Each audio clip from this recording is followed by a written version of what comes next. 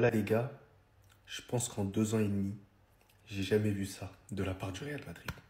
Jamais de toute ma vie, j'ai vu le Real Madrid aussi bien jouer au football. Et je tiens tout simplement à remercier Xabi Alonso. Merci Xabi Alonso de me faire plaisir.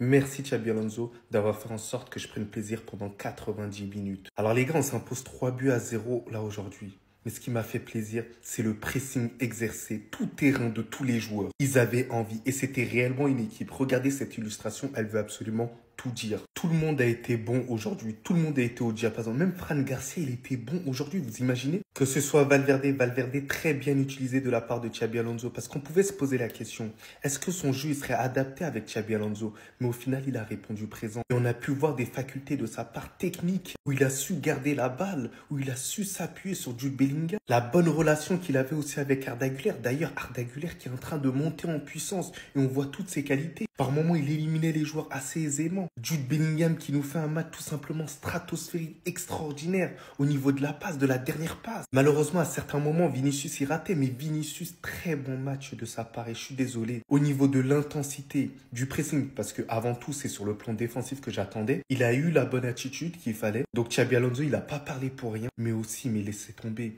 Il nous a fait une passe à la Gucci. Celle-là, carrément, je suis obligé de vous la montrer. Il a donné un caviar à Federico Valverde. Donc plus jamais Vinicius, tu fais des tresses, des coupes de délinquants comme ça, plus jamais garçon, plus jamais. À Thibaut Courtois, habituellement on le connaît sur des arrêts tout simplement extraordinaires. Mais aujourd'hui c'était balle au pied, mais il cassait des lignes mais assez aisément. Est un joueur tout simplement extraordinaire qui malheureusement sera sur le banc cette année.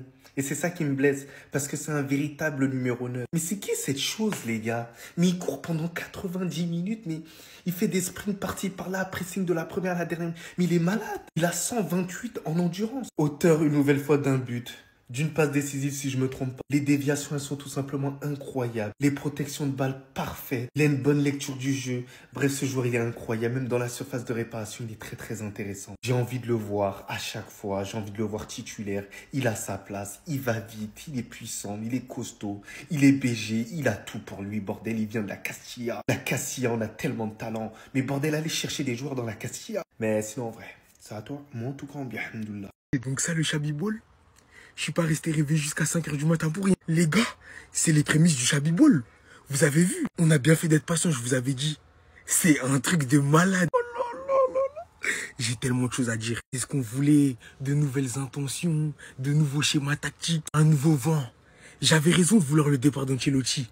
On respire. Là, c'est pas l'équipe d'Ancelotti, les gars, me faites pas jurer. Sans vous parler du pressing, je transpirais à la place des joueurs de Salzbourg. Je suis à la place des joueurs de Salzbourg, mais c'est pas possible de presser comme ça. Dans la quasi-totalité du match, on les a asphyxiés. Cohérent sur le plan tactique et on la voit pour de vrai cette transition entre le football d'Ancelotti et celui de Xabi Alonso. Ça fait tellement longtemps que je me suis pas autant régalé devant un match du Real Madrid. Et Salzbourg en face, ils étaient loin d'être des clowns. Ils étaient très loin d'être mauvais, c'est juste nous qui étions au-dessus. Le Chabibol, les gars, est-ce que vous vous rendez compte de ce qui nous attend? L'effectif n'est pas au complet, je tiens à rappeler. Le mercato n'est pas terminé. Reste à voir quelles sont les suggestions de cet homme. Quelles sont les dernières volontés de Xabi Alonso avant de débuter cette saison? Les gars, j'ai peur. Le Chabibol est bel et bien présent.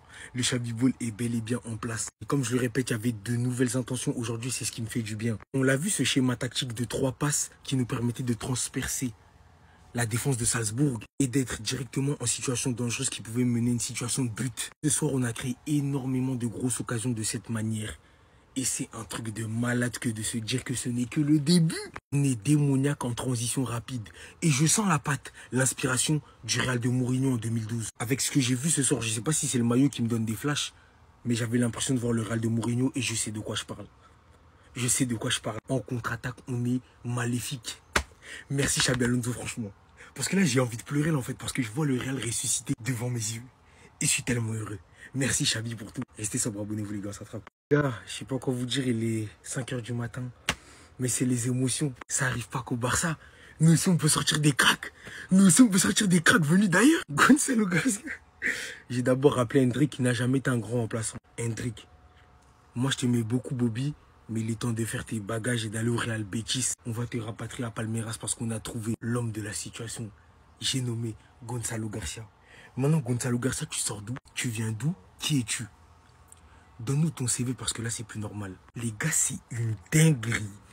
Comment il est exceptionnel et je ne m'enflamme pas. J'ai pris des pincettes dès le départ. Mais ce mec-là, c'est parce que c'est le Real Madrid. C'est le Real Madrid et forcément, quand Mbappé va revenir, il sera un peu moins en vue. Il va beaucoup moins jouer. Mais de ce que je vois de lui, depuis le début de la compétition, juste bravo, jeune homme. Chapeau pour la paire de couronnes que tu portes. Il n'y a rien à dire. Il est excellent, ce mec. Il est trop fort au ballon. Il est capable de jouer tous les rôles en tant que numéro 9. Appui, remise, dos au but, en pivot. Il combine bien. Il a cette présence dans la surface. Il sait tout faire. Il sait tout faire. Il m'a enflammé à 3 h du matin. Rares sont les joueurs qui ont fait ça, Gonzalo Garcia. Je te jure que tu as plus fait que beaucoup de personnes que j'ai dans ma vie. Franchement, tu fais partie de ma famille à partir de maintenant. Ton pied, mon pied. Celui qui touche à Gonzalo Garcia l'aura affaire à moi à partir d'aujourd'hui. J'ai parlé. Je ne critiquerai jamais ce joueur. Je ne serai pas objectif avec lui. Je préfère vous le dire et vous prévenir. Gonzalo Garcia, merci. Restez sobre, abonnez-vous les gars, ça attrape. Vous entendez? Forcément que ça change tout. Aujourd'hui, il fallait juste voir. C'est à croire que ça fait longtemps qu'ils se recherchaient, que ça leur avait manqué limite.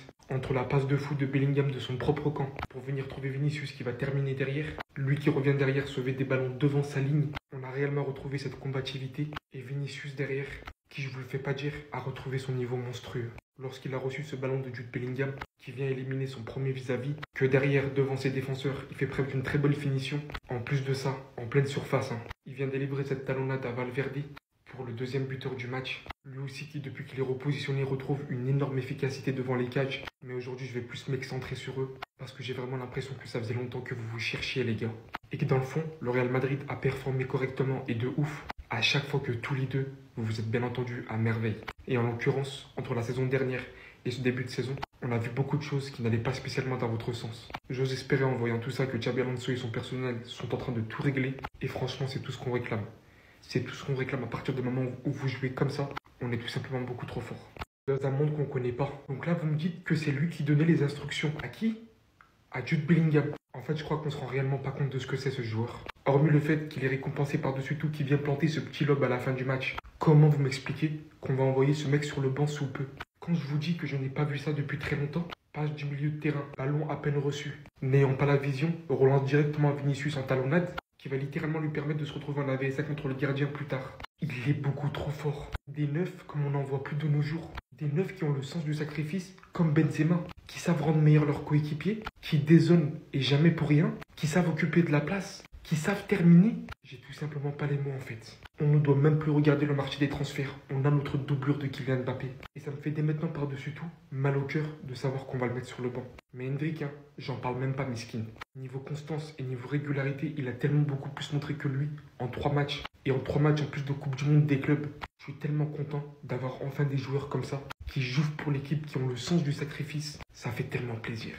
Ça, vous vous demandez encore? La défense à 3 de Xabi Alonso, Fran Garcia pour commencer, pour vous dire qu'il avait autant de possibilités aujourd'hui que tous les autres de finir homme du match, mais surtout possédant un niveau stratosphérique. Après avoir lancé son appel, voici qu'il s'enfonce de la surface adverse. D'un ballon aérien, voici avec quelle facilité il va contrôler ça et venir délivrer la dernière passe ayant éliminé son vis-à-vis. Une surproductivité de fou, un volume monstrueux. Trent Alexander-Arnold de l'autre côté, qui répète exactement la même chose, débordant sur le côté.